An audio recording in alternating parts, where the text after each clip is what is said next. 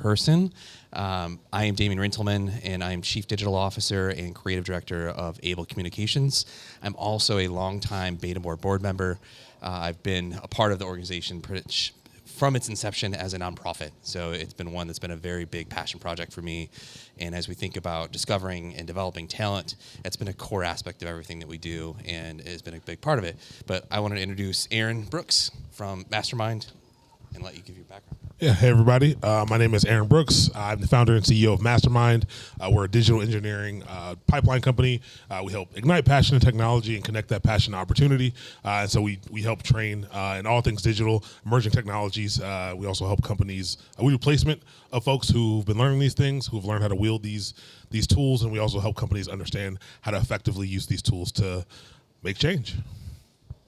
So what we're going to cover today is trying to find some of that talent and how do you cultivate it. And as we think about, there's a real opportunity here in Baltimore in particular to try to find and give new pathways into trying to create jobs and really for the youth here in the city to show them those pathways they never really knew existed. And I think one of the big things that we've seen over the last couple of years is some of these jobs didn't even exist 2 or 3 years ago. Many of them at this point, from a training standpoint, even some of the 4-year degree schools have not caught up to actually having proper programs that do a lot of it.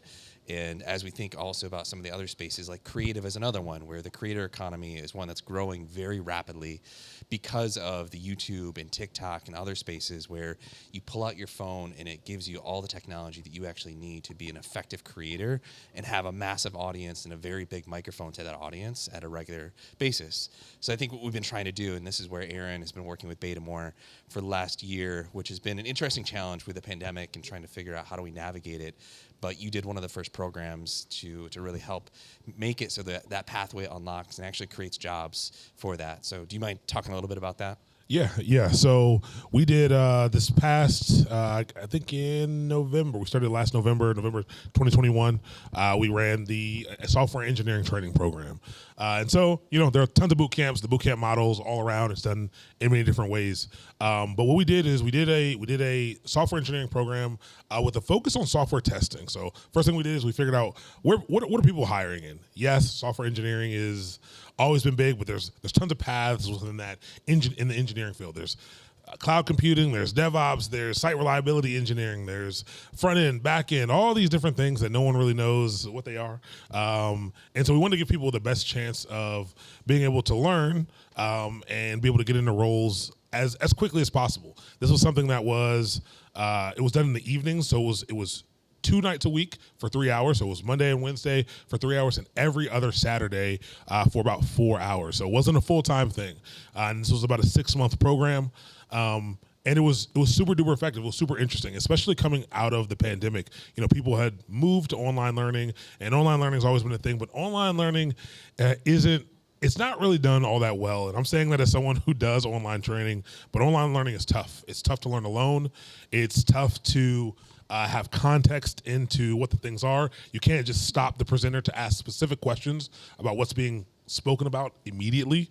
And so it was super interesting, and it was super beneficial to kind of be in person and to work with Baltimore City residents to be able to go through this process and help them be able to figure out where they can go, what they can do with these things. And it was super duper successful. We focused on web development. We focused on JavaScript, HTML, JavaScript. It wasn't strictly around front end web development. That's usually what entry level programs do. It was a lot of the core essentials to what you need so that people could move into whatever they wanted to move into later.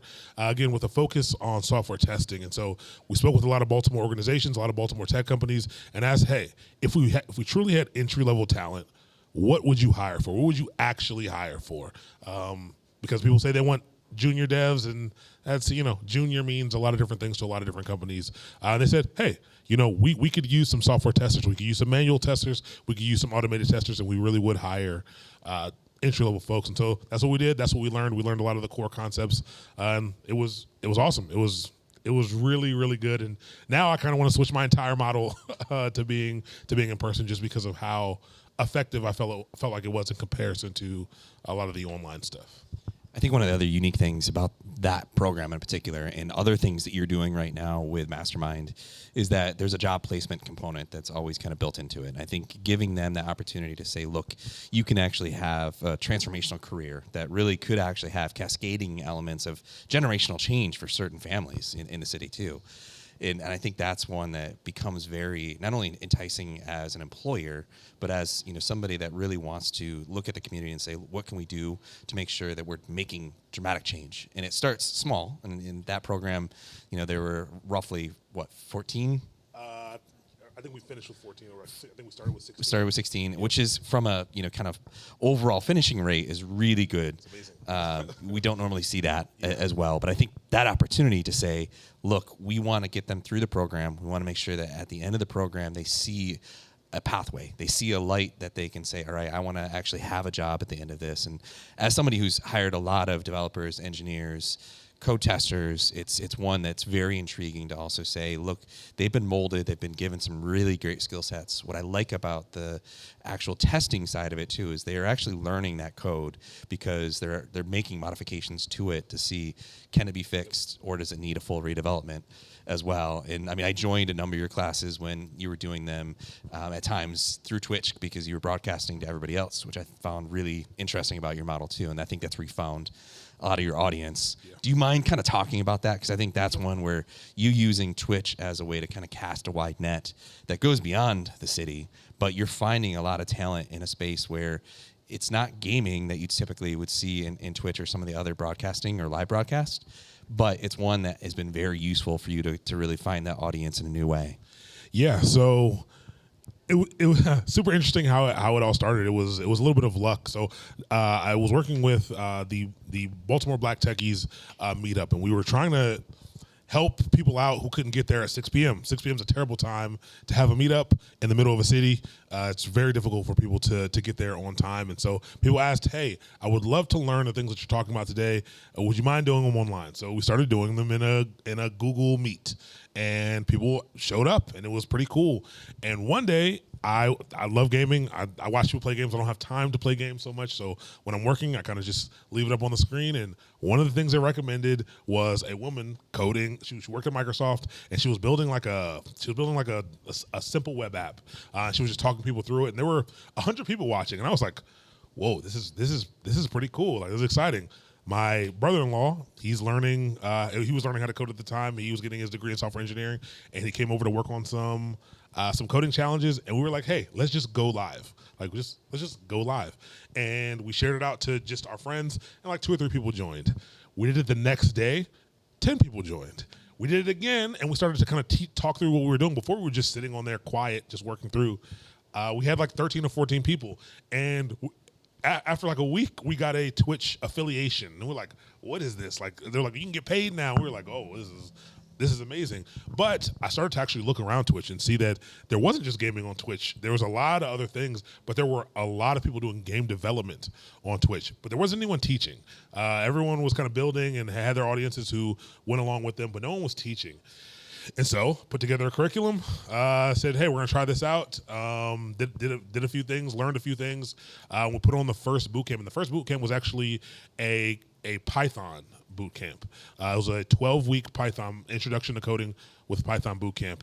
And it was a hit. I mean, at the time, streaming to 30 or 40 people like 4 nights a week was nuts. It was absolutely nuts. And new engineers were coming through every single night. New people were finding it kind of organically every night, and it was super cool. People were reaching out to me, hey, how do I get the next set of information? How do I do this? Oh, you helped me get a job. Oh, you helped me move into this at my own company. I've moved from a support role to a software engineering role because of your course. And I was like, I think we have something here.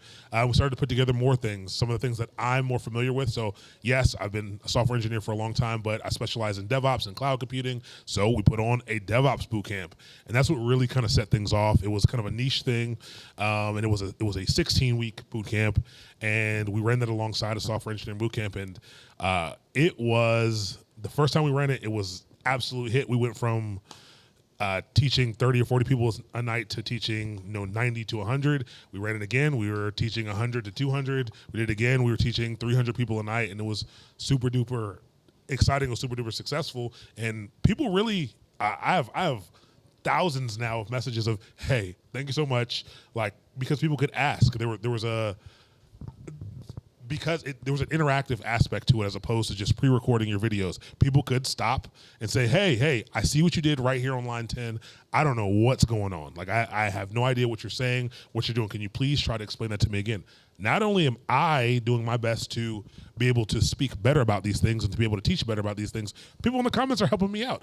And then I'm learning from people in the comments. I'll be working with a language that I'm not a pro at, and people say, hey, you can do this way. And I'm like, oh, man, we'll go on a 13-minute tangent of learning a brand new topic and being able to speak about it correctly and be able to throw it into our tools that we can use to solve problems. And again, that interactivity, it really helped kind of bridge the new world of online learning with the old world of in-class learning, and provide some of that, immediate feedback to problems. But the model's been great. We've placed at this point, we've placed about 75 people, and we have not had to go out and look for anyone. Everyone we've placed has come through one of our platforms, has come through to learn some kind of, we get a lot of advanced engineers by teaching courses in Kubernetes, maybe, and so we get some people who are like, "Oh, how do you build so many entry level engineers?" We do. It's good for entry level, but it's also for helping engineers already in the ecosystem be able to expand their skill set, and it's working well. It's working well, and it allows us to reach as many people as possible. So one of the other things that we work together on is placing some of these people, right? And I think in your business model, and as I think about being the person who's hired a lot of developers and engineers and creatives, for that matter, it's always the struggle of finding that great talent is extremely hard. And when it's been curated by somebody that really said, look, if we're going to open this up, we're going to make it so it's a 16-person class. You're going to be tested in order to get in. There's got to be your capability to make it through the program. And you're kind of placing even your company's kind of stamp on that and saying, look, they're a person that I would hire as well. I think that's been something that's been very unique for your business model. Again, as I look at who I've hired as developers or creatives over the years, many of them actually do not carry the 4-year degree that, especially the best ones that have worked for me over the years. Like, they have degrees in other spaces. Like one of the best engineers I ever had, he had a music degree, which, again, great. However, when he picked up coding, he actually leveraged a lot of these online tools and leveraged a lot of kind of ways that you could tap into the community to get better. Yep. And that doesn't stop even once they get hired too. And I remember some of the most complicated websites and things that we ever built, you hit that hurdle and you're like, I cannot fix this and I need to go to the community for it. But back to the hiring side of it, talk a little bit about, kind of your model there, because I think that's, again, a very unique thing that I love the evolution of that. But I think what's happening, and it's unique, I would say, in the area too, because there's a few organizations like yours. Catalyte's another great example where you're really finding, a core amount of talent that sits right here in the backyard. But it is something that companies that you're working with are saying they see value in it. Yeah. Yeah, I mean, I think that's what's been so exciting. So I am an engineer. I'm not a recruiter. I'm an engineer, and so I actually the placement side of things was actually a pain point for me because I was annoyed by getting contacted by companies and recruiters every single day offering me to positions that weren't remotely related to what I was doing, and it's a hassle. And I think there's a weird relationship between recruiters and engineers, and so what we've been able to do, the vetting process, especially early on, was simple. I've been a hiring manager. I've led teams. I was doing this day to day, and so it was easier for me to be able to see potential. A lot of recruiters are looking for bullet points on the resume to match what was given to them, and that's fair. Like that's kind of how it's done. A hiring manager says, "Hey, this is what we think we need."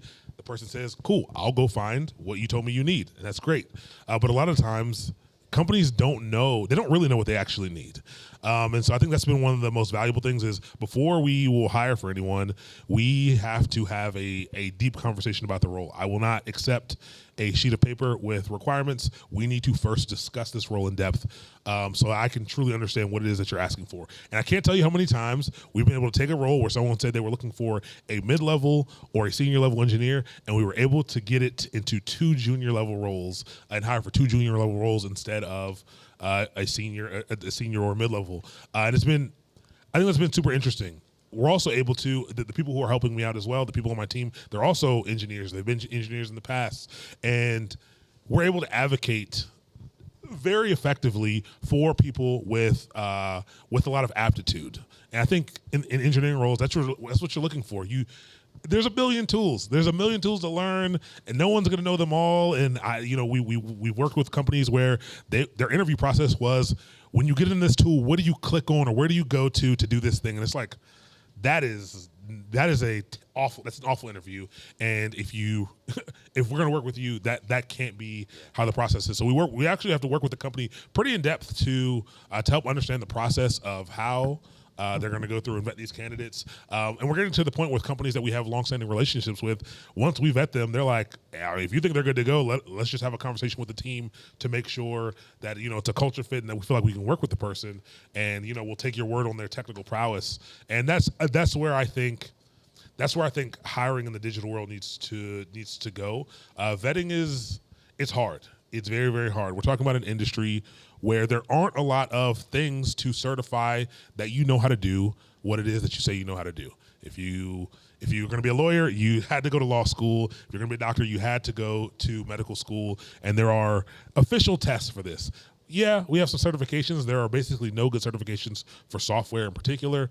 And so it is tough, and companies are paying a lot of money. So I completely understand, companies wanting to put people through vigorous processes, but it doesn't have to be that way. Again, we're looking for aptitude. People helping companies shift to really start being realistic about what they're asking for and helping understand what it is that they actually need has been one of the biggest value adds that we've been able to provide as a company. And it's been exciting. It's been exciting to see someone who has put in a year of hard work on their own they're having trouble getting a job because they have no experience, being able to go in, talk about how amazing this person is, the things that I believe that they can do, and tripling their salary, having someone triple their salary. You talk about changing lineages.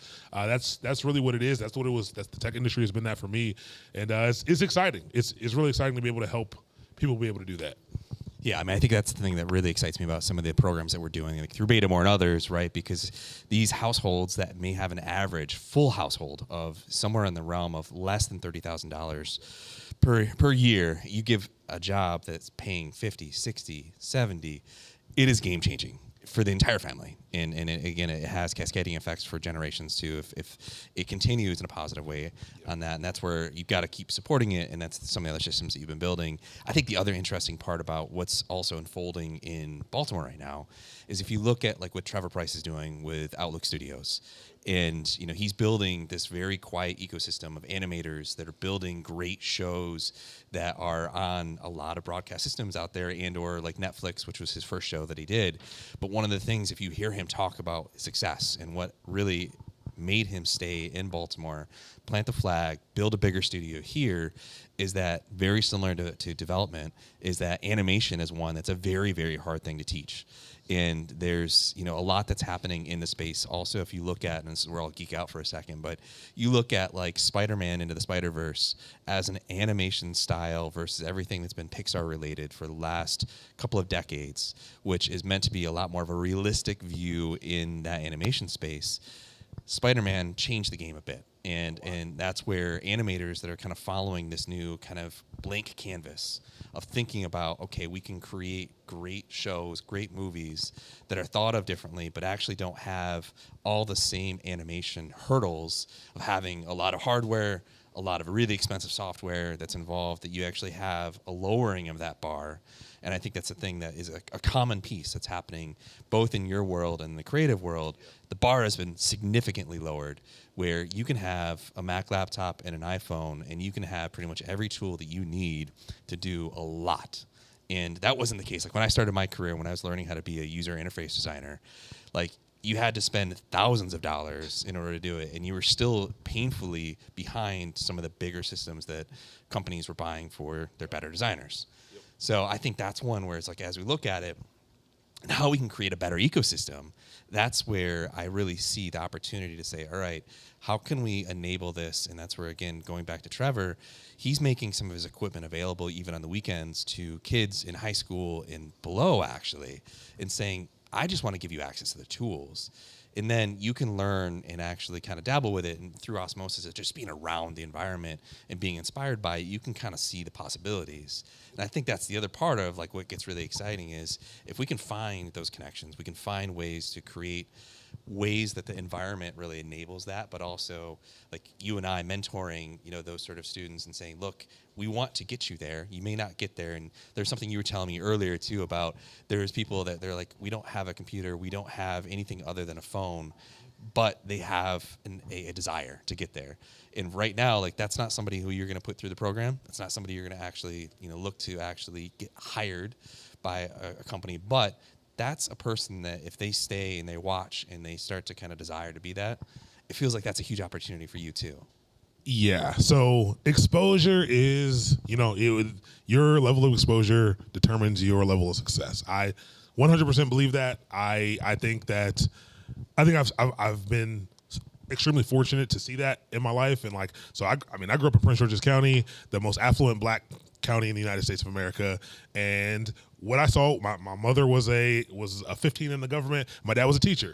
And so that's what I saw. So I knew I could do that. Like I knew that's the thing that I could do, but no one showed me this stuff. Like no one showed me tech. And my mom was actually a branch chief at the Center for Information Technology. And so I knew about IT, and IT is great. And there's a lot of pathways in IT, but the engineering side of things. So I started out my career in IT because that's what I knew I could do. I was familiar with it. I had access to a computer and I had access to fast enough internet where I could do my homework, I could write Word docs, I could do a little bit of research. And so those are the skills that I had. Those are the computing skills that I had because that's the people around me. That's the computing skills that they had.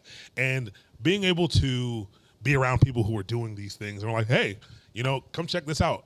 Started going to meetups. First off, most kids, most people in our community don't know meetups exist. A meetup can be going on right next door, and they have no idea that this thing is happening, that they can literally just walk in and learn and have access to people, not even just the information, but the people. And so I think it's pretty interesting throughout my life to kind of see that and to see how it affects what you do. But you're right, just being exposed, like everyone's not ready to go learn the next level new tech item to contribute at a company. That's completely fine. But just that exposure can start the process of someone walks in and to an animation studio, gets the opportunity to walk into an animation studio and says, whoa, like I like to draw. I like to, I make things on my phone all the time. I can take some of these skills. I can learn how to use these things to do what these people over here are doing. And like, I have an animation studio right in my backyard. Like, maybe I can start doing the things that, I need to do. And even if you're not even on that train, even if it's just, like I know about this thing. I now know that's a possibility to do. It's something that I'm interested in. As I'm starting to figure out my life, I can start to take some steps. And I can start to learn some things that kind of pull me towards that. And I think that's super duper important. It's super duper important to start super early as well. Everyone wants to start right now and get someone job ready in 6 months. This is, I think it is important to the tech industry, but it's super unrealistic for most people. It's not practical for most people because just like any industry, it's not something you learn how to do. It is you're problem solving, just like in any industry. It's literally problem solving using a specific set of tools. That tool being the computer, and you being able to do the different pieces and to tell the computer what to do to solve the real world problem that you have, the business problem, the actual issue that you actually have. And so when people are trying to learn that, it's so tough for them because they're like, no. Teach me how to make it work. Teach me how to solve the problem. It's like, well, that starts oftentimes that starts a lot earlier. And so if you can expose people to these things a lot earlier, and again, it's much easier to do now. Like you said, you genuinely, it's not always practical to say this, but you genuinely could get a $50 Chromebook off of Craigslist, buy someone's old Chromebook. You could go to McDonald's or the library for free Wi-Fi, and you could become a software engineer.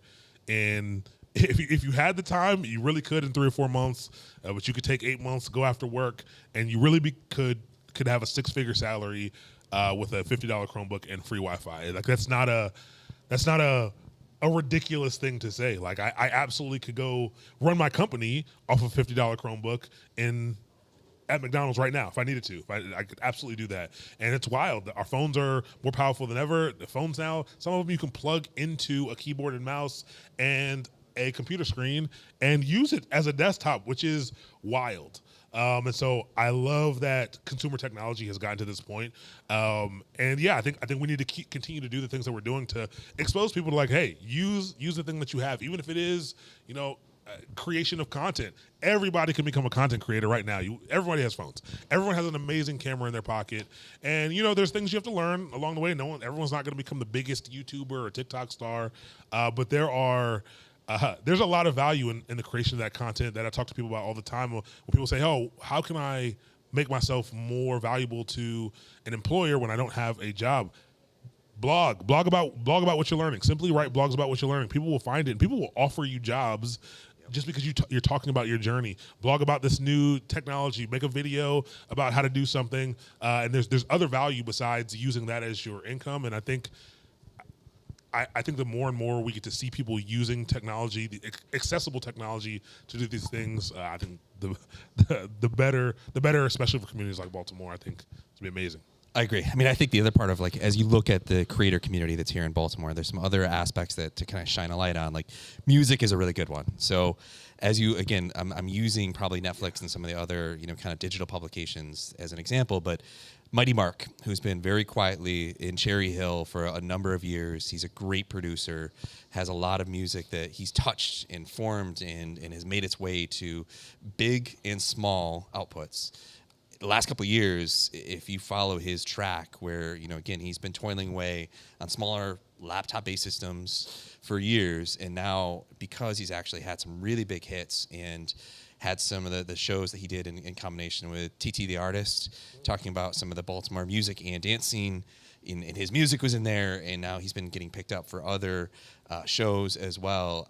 What I love, though, and again, just to say how scrappy, and I've known Mark for a while, he's one of those guys where it's he hustles quietly, but he's also one of these really, really talented individuals that's sitting in our backyard. And one of the things that I'm constantly trying to do is find those sort of individuals and saying, how can I bring them to the table where if I'm working with a big client and I'm doing something where it's we're producing a video, can we use the music for that video? Can I highlight the talent that's here?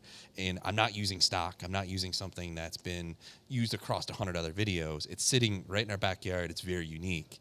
And that's, for me, it's one where it's I want to keep doing that. And I want to look for the creators like Mighty Mark or Devin Allen, who, had his hit, with that first cover photo in, a big publication. And it's he, since then, now has been on multiple shows, and it's just because he was given a single camera by, I think it was his mom, and that single photo that he took of things happening with Freddie Gray, he got that cover. And I think that's where if we can find these creators and kind of look at the different spaces, and for me, I want to be the person that's always listening for it, looking for it, because there's a ton of talent that's in the area. I love that because Their studies have shown that. So I played music throughout my entire class. I played lo-fi throughout the entire class. Even the in-person classes, we played music most of the time. In-person's a little bit different because the people sitting closest to the speaker are getting loud music. The people in the back are not. So, sometimes we had it, sometimes we didn't. But it's been scientifically proven. It's easier for people to focus for longer periods of time, retain more information with that music playing in the background. And I love that you said that because I pay for a site that allows me to have stock lo-fi stuff, not non-copyrightable things, and I would love to work with an artist in the area because we have a command on the channel that says, what's this song? So people can get song information asynchronously as it's happening. And people are always like, oh, what's this song? I love this song. And, or the intro music. I change up my intro music once a month. And people are always like, oh man, what's that song? I really like that song. And so I think that'd be super interesting to work with someone in the community. Yeah, to have only music from Baltimore playing on the streams. I think that would be super duper awesome. I love that idea. You got me pretty excited about that. That's pretty cool. I mean, I think it's one of those fun things again where it's using our platforms and trying to say how can we really enable that and making it so we're the advocates. Yeah. And for me, as I look at the potential that's in the city, there's just so much talent where they're waiting to kind of have somebody either say, look, I want to help you, I want to mentor you, or they need a pathway shown to them. And I think that's the other part too, where, once you start making some of those connections, and like I've been very fortunate where I stumbled into the career that I'm in right now. I mean, I will say I didn't plan on going into the advertising space and being what I would call a creative technologist. And my whole world has been one foot in being a visual creator, one foot in being a technologist. And in both spaces, self-taught. Picked up a camera on my own, picked up all the coding that I've done. And I think one of the things that I found, the intersection between those two spaces of really great websites, which is where most of my career has been kind of spent developing digital tools and platforms. You need great visuals to go with it. But I was always searching for people that knew kind of the space. And even when I, came into the Betamore space, it was one of those looking at some of the sites that were being created by people starting companies, doing applications, looking at kind of interface design in a whole different way, creating better visuals.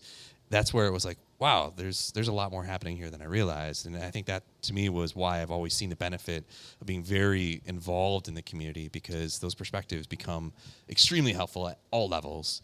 But in particular, as we're trying to find new talent, I want to kind of do the reach back and be like, I want to show you more. I want to make sure that you're being exposed to it like I was, because that's the only way I got to where I am today. Yeah, I think it's super interesting, especially when we're talking about talent and finding talent and being able to create talent. And kind of what you're talking about there is you were able to, you didn't know you were going to be in this space, but you were able to use your strengths. You learned how to use your strengths to contribute to whatever industry. Like you could have done, you probably could have done this in any industry, or, with no problem, because you were exposed to this and you applied what you knew to this. I think that's what's so interesting about the exposure conversation. I think there's why I'm so excited about how much talent there really is an absurd amount of talent here in the city.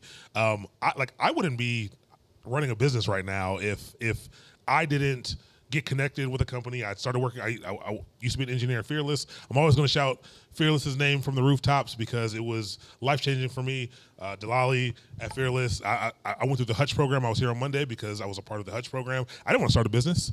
I was a millennial job hopper, and I came to Fearless after being at many companies for 6 months to a year. And I got there, and I had three people show me a lot, teach me a lot about not even just tech, like just about life. Like one of the first things you do when you get to Fearless is him and his wife took me and my wife out and sat us down and talked about what we're passionate about. And our conversation was literally around, I said, hey, all I really care about right now is I'm doing great for myself, and I want people who look like me in the communities that I come from to know that this is an option, and I'm super confident about doing that. I was already working with the Baltimore Black Techies organization. A week later, he had me sitting in a room with folks from the NSA, from higher ups in the city, people from all kinds of companies, to figure out how we could get folks, Baltimore City students, to do summer internships at the NSA. The NSA has a summer internship program for high school students. There were no Baltimore City kids in there for years. And they were like, why? Like, let's talk about why.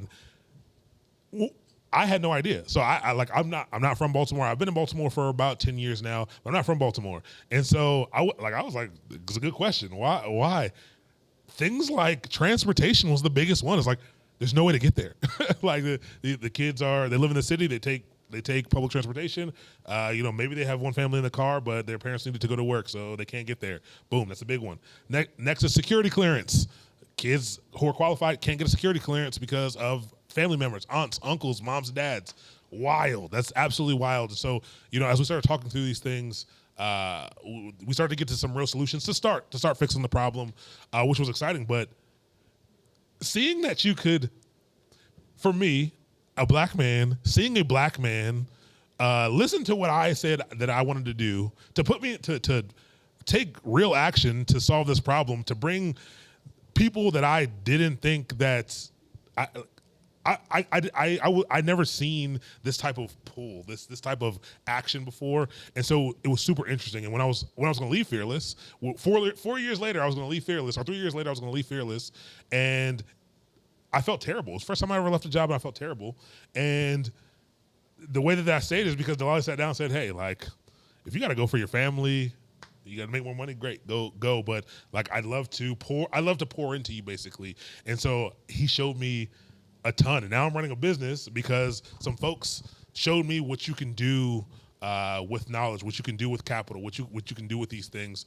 It's wild. It's super wild to me because I had what I feel like was a privileged upbringing. Like I said, I grew up in the most affluent black county in the United States of America, but I never knew I could do this. I never knew I could be in the room with the people I've been in the room with. I never knew I could make the money that I'm making. And so it's again, and I'm gonna be honest with you all. I'm still very much learning how to be a businessman. I'm an awful business. I'm an engineer, so I'm an awful businessman. But I'm getting better at it. But it's amazing how you can use your talents and begin to apply them somewhere. And I think that's what growing talent is like, hey, let's figure out what your skill set really is. Let's figure out where you excel. Let's figure out what to build on. Let's figure out how to apply it to these things. Tech is the avenue that I'm most familiar with, and so that's what I like to help people learn. But there's so much of it here. There's so much of it here, and I'm loving that. Even events like this, I'm loving that we're having so many more conversations around it, so many more, creating so many spaces for access for growing talent. It warms my heart because that's, like I said, that's all I want. That's what I told Delali. I want people to be able to do what I'm doing. Yeah, I mean, Delali, I think, is one of those that he's just so unique and incredible. He's done such a great job of mentoring people like yourself and others. I mean, all the Hutch program, I mean, it's definitely a program that he has given a lot more back to the city in that way. His wife is also incredible as well. I mean, and obviously a great leader, too, for the city. But as I look at some of the other things, and you hit on a couple of great points that I think are so important, too, is as we look at some of these other programs, and like another one just to shine a light on, Dent Education did and has done their program through the summers for high school kids. They've done it. It's called Baltimore, as well as other things. But as I look at that, and for me, there was a program in 2017 that they did, or a class in 2017, that there's some kids in there that they were inspiring. I mean, these were kids that, to your other point, they couldn't get to the city garage where that location was being held for the Baltimore session. They needed to be transported in. When they came in, they were looking at the space, and it's a very big and open space. It's not one that's typically something they've been in, right? So it was very foreign, and they had to kind of orient themselves around that. And they were exposed to a lot of different environments that they'd never been exposed to. But what I loved is seeing it through their eyes and seeing the potential through their eyes and seeing, all right, like, there's companies that have been built by others like myself that don't have, degrees, don't have, formal trainings, but they really see, that, wow, I can do this. And then if you start breaking apart and doing it for the entire summer and showing them, look, I could build a company, based on this idea and continue it. For me, I've been trying to watch that program and seeing the kids come out of it through the years to see, all right, who's going to, be one that pops out of it and is successful. And I think just like you, where there's others in the Hutch program, right, that there's success that you're starting to see that starts to come out of these incubator programs that really, it requires the mentorship, but also it requires people like Delali to really give a platform where it's like, look, I want to invest in you. I don't want to necessarily have you just as employee number 5 or others. I want you to come in and be something where it's like we can do stuff together. And as I look at even the evolution of Delali, of his organization, you see multiple companies being split off from it. But also I see he's moving out of the government side of the world. He's getting into bigger spaces like the NFL. I mean, that contract was game-changing. And as I see others that are getting exposed to seeing his ability to scale and what can happen, I think it's inspiring. And again, it's extremely inspiring. And now, I think it's interesting because I feel like I'm just learning the value of inspiration. It always sounds so, it always sounds so weird. It always sounds so cliche. But the reason you want to expose people to things is because that's the only way they can believe that they can touch or achieve this thing. It's not until you really believe that you can be a part of it that you're going to do anything about it. And so that even for me, spending time in the space and running my business for 2 years, the NFL contract, I was almost like, man, I might shut this down and go get a job back in Philly so I can work on this really cool project. Because like to me, that's amazing, and that's what I know. I know the NFL, I know the NBA. I'm from Prince George's County. They made a documentary. It's in the water about all the basketball players. I played with those people. I played with people in the NFL. Like I went to a sports high school, and like I always believed like I could do those things because I watched people do them. I watched my brother get multiple scholarships to college playing football, and I saw how he did it, and I was like, oh, that's something that's doable. And I think that's what's, the music thing. Talk about the music thing. There's so many people making music right now using the tools that we have available because they're able to see other people making the music, and they know it's possible for them to do this thing. And I think the possibility, like even for me as a grown I'm 33, 32. I don't even know how old I am. 32 maybe. Like seeing a company run by two black guys get a big contract with the NFL, like I'm like, whoa, I can do that. I can do something like that, and it's exciting. It's exciting, and I think again, growing talent. Like I spend so much time talking to folks, hyping them up. I promise you can do this. If you knew how not smart some of the people I've worked with are, you would believe you would believe in yourself. You're really, really good. And I think, man, I just think as you, that mentorship, as you're talking about making people believe they can do whatever it is. And people will say, I'll make people believe they can be better. Maybe it's not better. Maybe it's just different. Maybe they're great at something else and they like to move somewhere else. But that exposure, that growing talent is, making people believe that they can be a part of whatever it is that they want to be a part of. And like, I hope that I'm doing for folks what folks around me are doing for me. Like, I think it's super exciting. Even all the members of the Betamore board, like I see things. I went to school with Ellington, and I'm like, whoa, like this is amazing. Like I can do that. Maybe I can try to do something like that. And it's that inspiration is it's much more powerful. I think maybe one day we need to get a different word. We need to switch it up a little bit so people don't feel so cliche when they're talking about things like that. But the inspiration's a big aspect of growing the talent, making something out of what exists there already. Yeah, and I think also getting them to go beyond some of the work product too. One of my other favorite books, it's Burn Your Portfolio. It's all about the ability to be better at your soft skills and not necessarily looking at the actual work and the body of work and what's on paper at times too. And I think that's the other thing is as you look at points of inspiration too, you have to look at the people, and I'm going to kind of poke at Ellington in a great way because like what they're doing and the product that they're making is incredible. But also if you've ever heard her present and if you've ever heard her really sell the story of how she was inspired by the technology that her dad started as a black inventor, and then taking that and building upon that and having the legacy of saying, look, I was inspired by it too. That story, like, it's hard to contain. And as a person who is a professional storyteller and trying to put that on paper, I would have a hard time, getting that right and showing others like why you should be inspired, by it as well. And that's why, I think it's an opportunity for us to, again, look who is in our backyard, who is supporting everything, but also saying, look, you've got a lot of great people that you should go out and watch and listen and learn from, and why these sort of events are also really important because it gives you the exposure, being like, I didn't know about X. I didn't know that this was happening right here. And for me, that's one that I want to also be the advocate to make sure to be the person that's like, all right, you need to know Aaron. You need to know Aaron. He does amazing things in this space. You need to know Ellington because of what she's doing in healthcare and really changing what needs to be changed in healthcare. You need to know Delali because the government needs change. They need new thinking. And it's like that sort of, innovation that's taking place. It's right here and it's happening actively. Every single day. I'll never forget. I don't remember what the exact topic was, but there's a company by the name of Rowdy Orbit, and what they do reentry programs, but specifically around software engineering.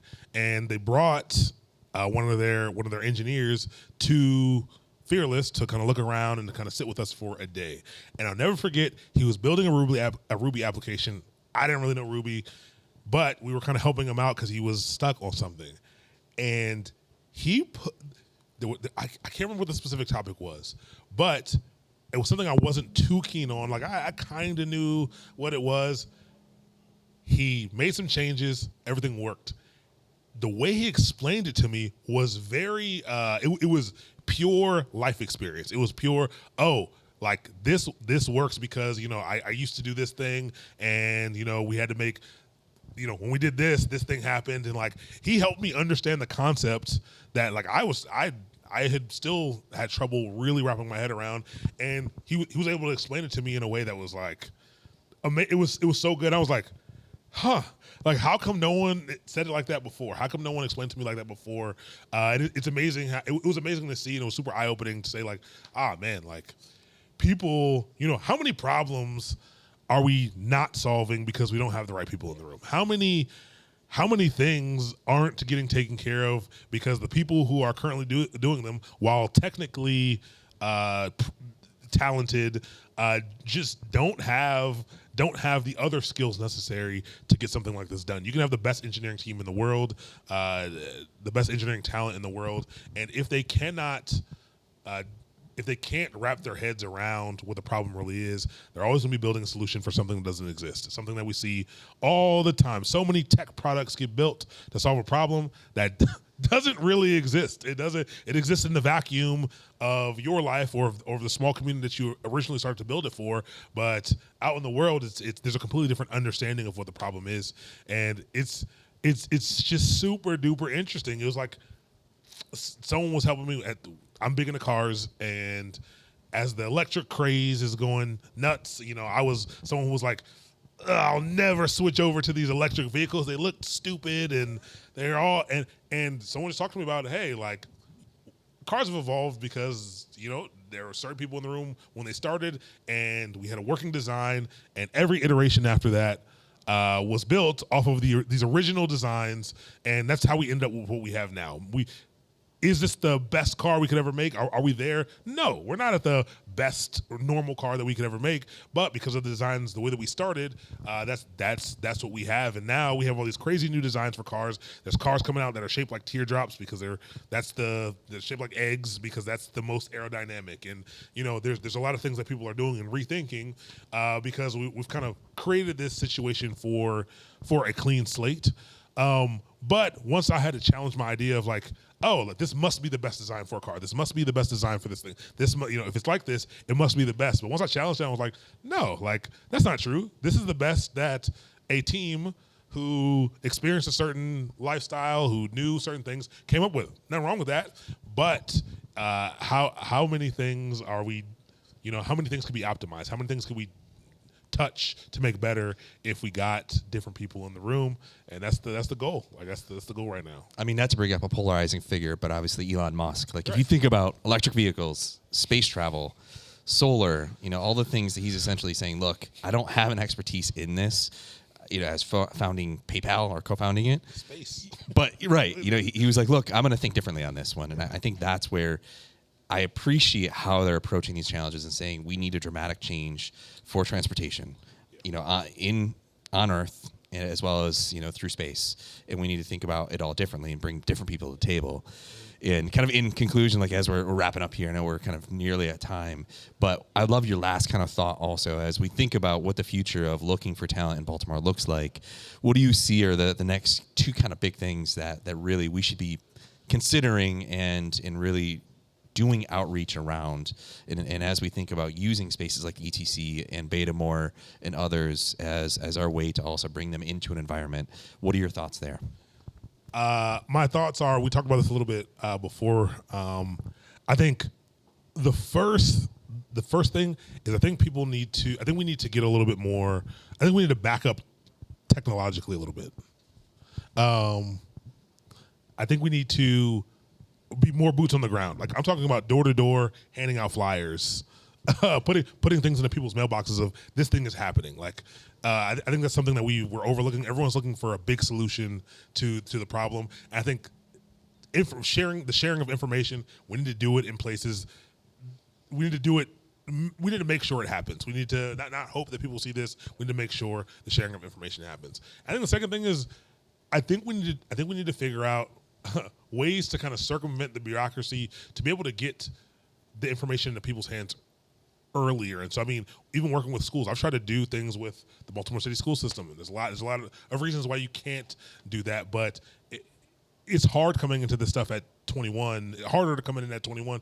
If you're learning this stuff at 15, 16, it really does change the trajectory of your life. So figuring out ways to really invest into the youth, the early teens, early mid-teens, people about to finish up school, people who aren't going to be able to go to college, like getting the resource, make sure we can get the resources into those hands, I think are super important. I think people are doing it. I think we can do it. I think we're still trying to do them in fancy ways. Like I think, let's get our hands dirty, boots on the ground. People need to go visit these places and things. I love that. I mean, I would agree. I mean, I think that sort of outreach where it's like they, again, may not have a computer that they're getting information from anyways too. So we can't always use digital means to get there. Yeah. But I want to thank everybody.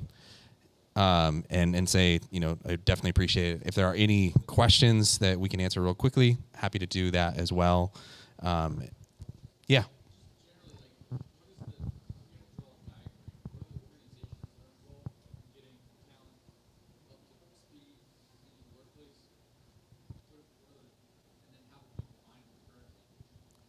I'm going to let you take that one. So specifically in Baltimore or nationwide. So there are a few in Baltimore. So Betamore is one. Betamore has programs to help do this. Like I said, I run a company called Mastermind. We do completely free online training on Twitch. You can go to mastermind.io. Follow me on any social media at mastermind.io. That's Mastermind without an I. Master MD IO, and I always have schedules, post schedules for things that are going on. There's an organization called Catalyte, which is pretty cool. They do training here in Baltimore. If you know anyone who it's I believe it's back in person, but they train you for a lot, like 20 or 30 weeks, and then they hire you on to work for their organization. It's pretty cool. There's tons of online resources as well. People can do free things like free code camp, that like those work.